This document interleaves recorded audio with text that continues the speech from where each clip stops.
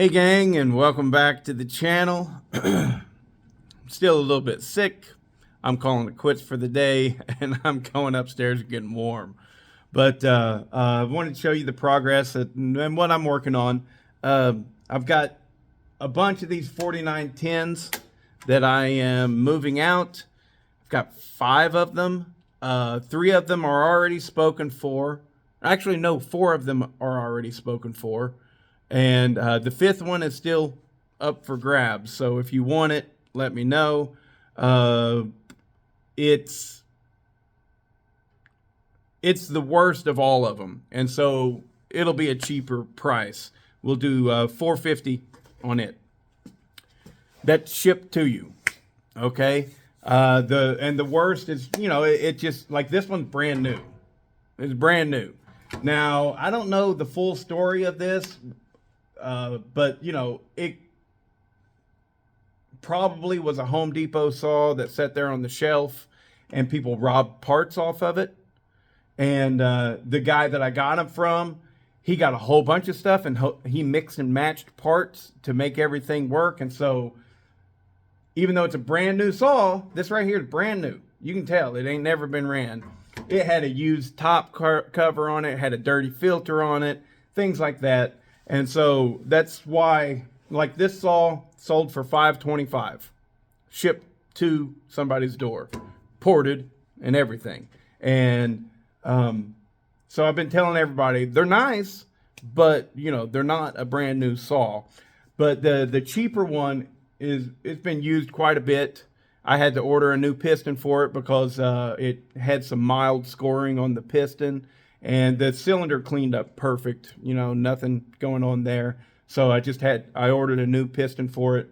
But it's a little bit more rough. It's got the recoil starter off of a 490, which means it's got the easy pull start. Shouldn't affect anything. It should start just fine still. But little things like that, that's why it's a little bit cheaper. So if you want that one, that's the only one left, give me a holler. That one will be $450 shipped to your door if you want it. And I work off of whoever gives the money to me first. And so, like, a lot of people, like the last guy, he's like, hey, should I do a deposit or whatever? And I'm like, no, I don't do deposits. Either you want it and you pay me money and trust that I'm going to get it to you, or you don't. And so that's the way that I work. So the first person to get the money in my account. And if you're interested, bodiechainsaws@gmail.com. That's how you get a hold of me. And if you can't remember that, and if I don't put it on the screen, then go to the About page of my channel, and it has it listed right there. So anyways, but I've been working on all these. I got all of the cylinders, I machined the base on all of them. And man, I took 30 thousandths off of every cylinder. I didn't check them. Once I figured out where my machine gets it, and we've got our nice squish band, right? I just cut all the rest of them right to that level. And they range from 23 thousandths squish to 18 thousandths squish. This one's 18 thousandths. And if you guys are newer, or maybe you never ported one yourself, you think, well, you're supposed to go for 20. 18 is fine. 17 is fine. I've ran them at 17 before, no problem. And I've known other people. I don't want to out anybody because I don't know if they want this told, but one of the bigger builders, he's like, I ran one at 10 thousandths. and I was like, really? And it wasn't a customer saw or whatever. He's like, I messed up and I put it on there and I saw it and I figured I'm just going to run it. He said it ran great. And then he said ultimately, like 2 or 3 years later, he broke it back down to put new rings in it. And he saw the piston.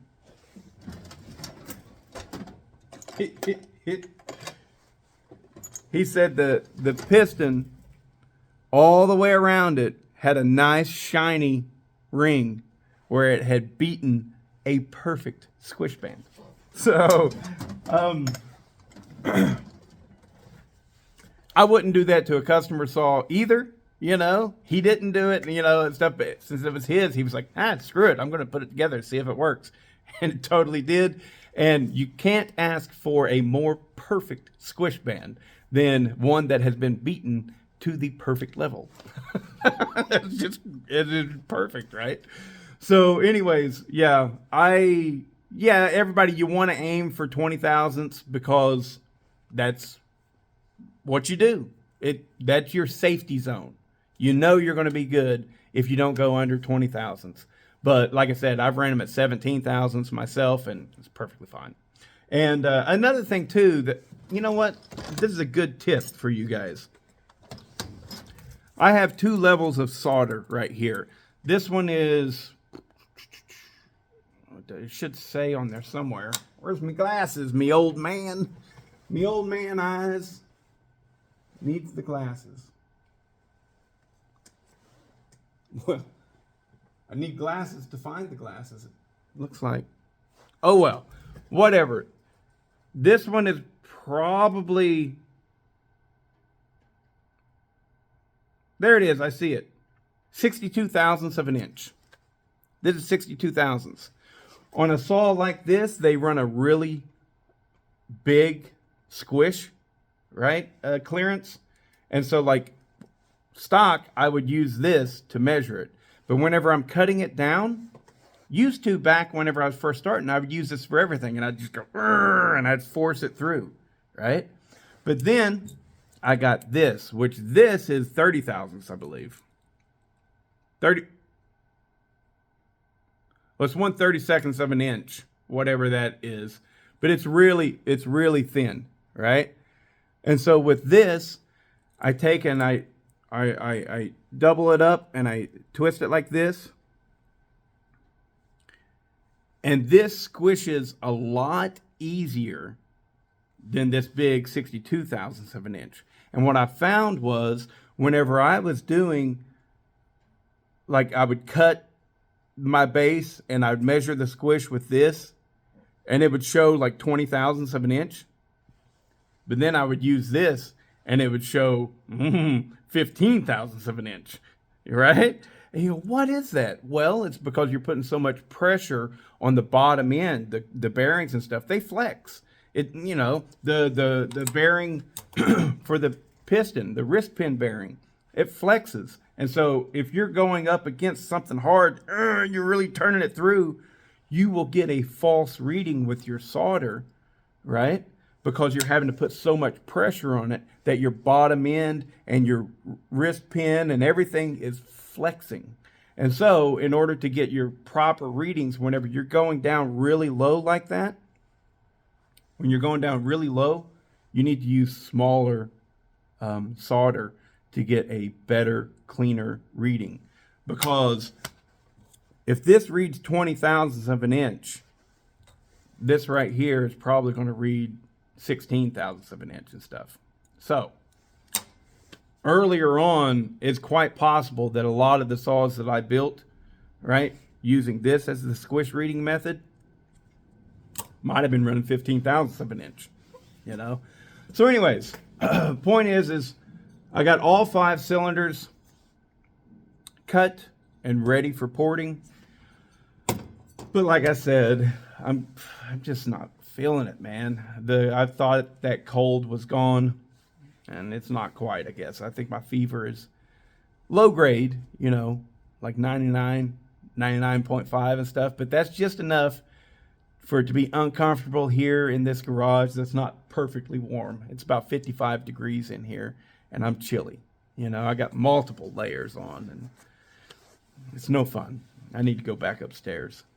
But also want to tell you guys, because if you're watching this video, you're just one of my viewers and you want to see what's going on, you know, get entertained by hearing me jabber on. And I appreciate that too. I really, you know what, I appreciate my members. The guys that subscribe to my channel, thank you. But the guys that subscribe and also pay a paid membership fee, man, thanks. thanks. I know that I was harping on that for a long time. Somebody said it in the comments, whenever your dad dies, don't do anything crazy, because you're weird for a while. And he's right. I had a moment there where I just thought, nobody gives a shit about me. I don't know. It's embarrassing to even mention, but the guys that are doing the paid subscription, I thank you. If you guys don't do the paid subscription, I get it. I really do. But what you're missing is a handful of videos. I think there's probably about 30 members only videos where I keep some of my more trick things. I have some tricks that I'm not broadcasting to the world. I mean, if somebody wants to know, I'll talk about it. It's fine. But I'm not going to just put it out there in every single video, and because we got to hold some secrets, right? But mainly all it is the people that are really into this channel. It's their way of saying thanks. I think my lowest membership price, I think it's still like $2.99. And if you can't afford $2.99, don't do it. I get it. But anyways, another big update for the channel. I just ordered today some really cool shit. All right, so I've been using this. This is the General digital caliper. Got that at Harbor Freight years ago. It's been great. It works great. However, it ain't perfect. I constantly got to reset it, and the battery dying is just bullshit. And so I should have bought it years ago, but I finally bought a nice dial caliper, and I got one in regular SAE, and I got another one in metric. Both of them are Craftsman. I also got a depth gauge Craftsman, old Craftsman. And again, I got a lot of young viewers. If you don't know, Craftsman used to be the shit. Okay? So, they were Snap-on. Then, they never had any ownership in Snap-on or anything. But back, I would say pre-1990, if you bought Craftsman stuff, it was some of the best stuff in the world. And so I got old vintage Craftsman stuff because I had a Starrett in my buggy, and I bought it on eBay, right? But the Starrett was $130, and I was like, is it going to be better than a vintage Craftsman that's pristine? And you can tell it's still in the box and everything. It's perfect, right? It's like, is it going to be better than that? Probably not. And if it is, it's on a level that I won't be able to tell. That's for like microns and shit. That's on a level that I will never go to. So the old Craftsman dial calipers, I'm really looking forward to getting those.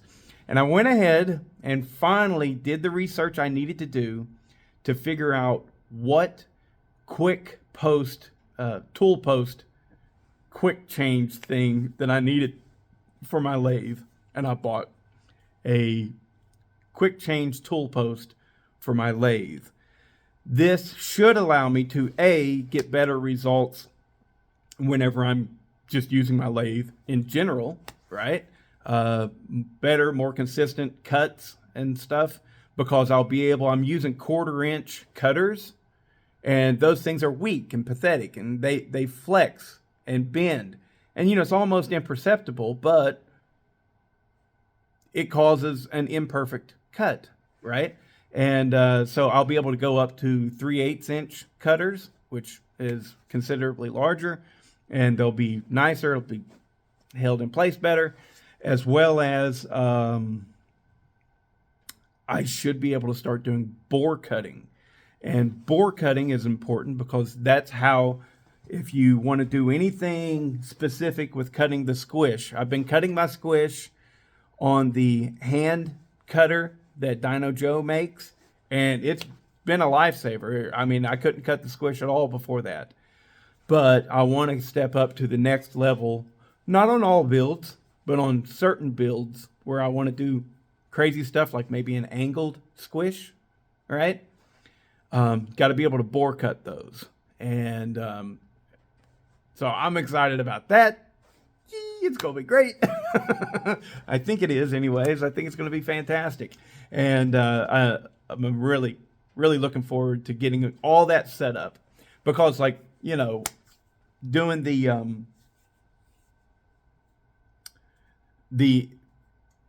G366, the actual race saw, the real, like, I'm hoping to actually run nitro with it. Whenever I do that 2-piece head, I got to be on par, bro. I got to be perfect. And the way that my little mill is, it's got the rocker set up. Let me just show you.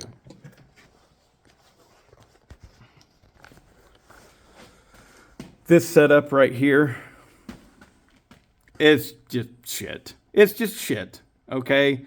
It's just shit. And plus, anytime you want to change anything out and I want to put a different cutter on here and stuff, I got to reset it and things. Just a pain in the ass. So I'm really looking forward to being able to do more specific and more precision lathe work, because I know some tricks now that people like Brennan Cass does, right? That Charlie Briscoe's doing, you know, chamber work, real chamber work to get these results where it's like, what? You got how much horsepower out of that, right? I know those tricks now. I know them, but and I've known them for a little while, but I've been completely incapable of going to that level. And so hopefully this will fix that. And wish me the best. I hope you got some sort of entertainment out of this video. And let me know if you want the last of the 4910's. And I've got a bunch of 490's as well. And those are going to go cheap. Whenever I finally get them together, you know, I'm not going to port any of them. None of them. Because I've done my research. I see they have significant limitations. You're not going to be able to get a 5.5 horsepower 50cc saw out of the 490 unless you convert everything to a 4910/501. And so I'm like, it's just not even worth it. I'm not going to get in there. And so I'm going to get the ones that I have all up and running. And once I do, right, I tested them all. They all run and they're ready to ship out. I'll probably sell those for $150 each, shipped to your door, you know? So just get them. So that deal is coming. You'll be able to buy a 490 from me as well. But they're not going to be, I'm not going to do anything to them. So don't ask. I'm not doing a damn thing. I don't even want to. No. And you know, you can sit out there and go, man, I'll pay your regular porting price to get into one of those. I don't care. I don't want to do it. And that's the glory of being able to do this as a hobby that earns me a little bit of cash as well sometimes, is if I don't want to do it, I ain't doing it. And another thing, I just talked with Forrest, and I think I'm going to call it quits on muffler modding 590s as well. Like, it takes so long to modify a 590 muffler. Like, if you want me to port it, yeah, I'll port it, you know, but I ain't doing a muffler mod. Not unless you give me $150 on top of my port fee. You know, no. They're ridiculously in depth. And then after you get it all done, finally, you got to paint it. So it's like, I'm done with doing those. Unless it's for my own personal stuff while I'm working on it and everything. Doing it for somebody else. Like I did 4 or 5 of them in one day one time. Actually, I didn't do it in one day. After about 4 hours, I was like, I'm sick of this. I'm done. And I finished them up the next day. Now, the finish up process was pretty simple. But, you know, I was just like, no, this effing sucks. Because not only do you have to cut them all the way in half, to gut them, you can't just cut it all with a ziz wheel. You've got to get in there with a ziz wheel. Then you got to grind it. You got to cut the top out. You got to do all kinds of stupid stuff. And sorry, like Smitty says, you know, whenever you actually have to do this stuff for money, it ain't fun no more. You know, doing it for money a little bit here and there to make a little bit of change is great, but the guys that do this stuff for full time, my hat's off to you. I don't know how you do it. I don't, because like if I have to port sometimes even just one cylinder, my hand from holding that tool cramps up on me. And I've got to like, oh, this one will do it right here. It'll fold in on me like that, and I'll have to pull it back out like this. And I go, man, I got to eat some bananas. I need some potassium. But yeah, if you're doing this day in and day out, I had a young guy, he's a subscriber, contact me, and he was asking about, you know, he's about ready to graduate high school, and he's wanting to find his career for life. And he's like, I want to hot rod chainsaws and stuff. And I was like, don't do it. You'll have arthritis. You'll have a hunchback. I mean, I know that there's guys out there that do it full time, right? Some of them watch this channel. My hat's off to you. I don't know how you do it, bro. I don't know how you do it. Jason Egan does it. Gary Buxton does it. Kevin Levanaway, I think he's got a regular job. But I don't know enough about him to even say, but he ports so much. Porting a saw every day of your life, to me, oh my God, that's awful. So these guys deserve your money. Pay them. But yeah, anyways, it's hard work. It doesn't seem like it is if you've never done 5 in a row. But you do 5 in a row and it's like, I don't want to touch another one for a minute, man. Yeah. Anyways, all right, that's enough. Later.